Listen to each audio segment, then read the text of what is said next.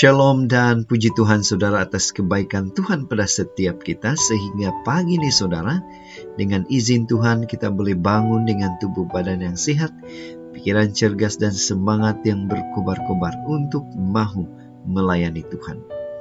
Untuk memulai renungan kita, mari kita berdoa.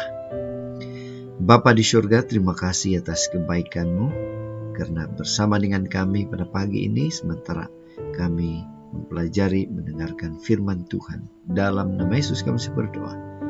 Amin. Saudara dan saudari yang dikasihi dalam Kristus, tajuk renungan kita pagi ini ialah kaya dengan kemurahan hati.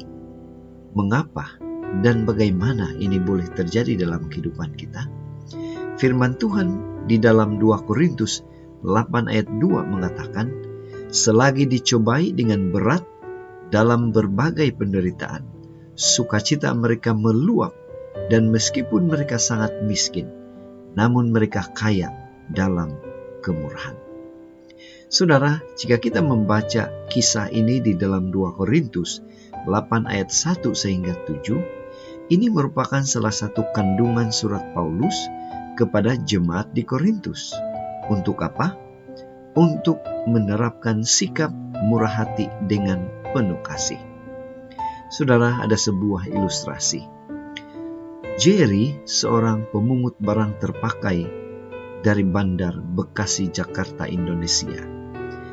Dia tidak dapat meneruskan perkuliahannya karena kekurangan dana atau uang. Namun, dia tidak meratapi dirinya, dia tidak kecewa.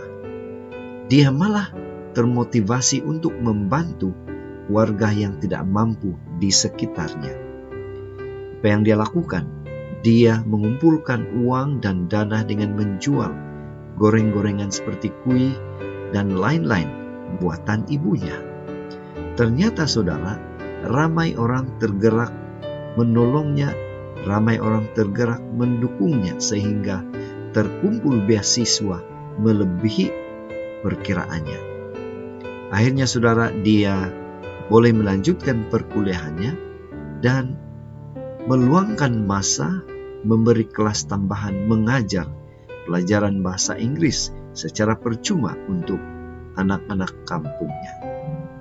Saudara, kita kembali kepada bacaan firman Tuhan pagi ini. Di sini Paulus menasihati jemaat Korintus untuk menandingi kemurahan hati jemaat Makedonia dalam menolong jemaat di Yerusalem yang menderita dan miskin. Jemaat Makedonia sendiri juga menderita.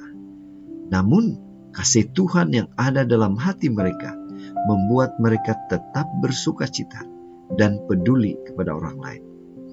Mereka tidak terjerat dalam sikap mengasihi diri sendiri. Mereka tidak hanya memikirkan kepentingan diri sendiri, tetapi memilih berbelas kasihan dan menolong orang lain yang memerlukan.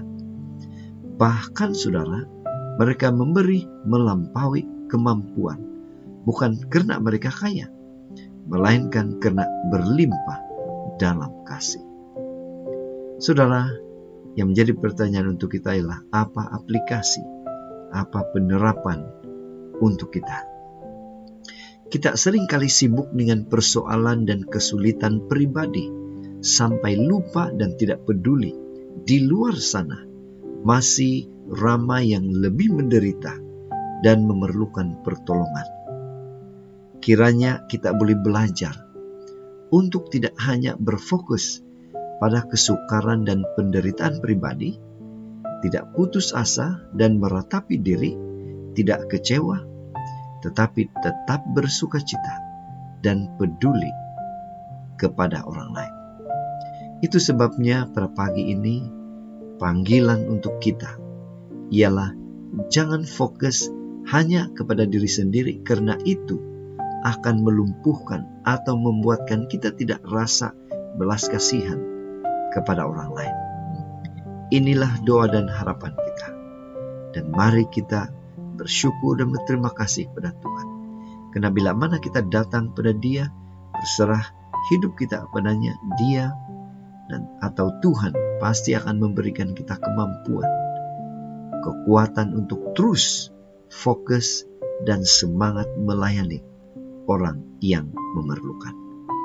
Mari saudara, tetap setia, tetap semangat, tetap positif, dan tetap sehat bersama dengan Tuhan. Tuhan memberkati. Mari kita berdoa. Bapa Surgawi, terima kasih atas kesempatan yang Tuhan berikan sebentar tadi, sehingga kami mendapat sesuatu, sementara kami menunggu kedatangan Tuhan kedua kali. Terima kasih Bapa, sudah mendengar menjawab doa kami.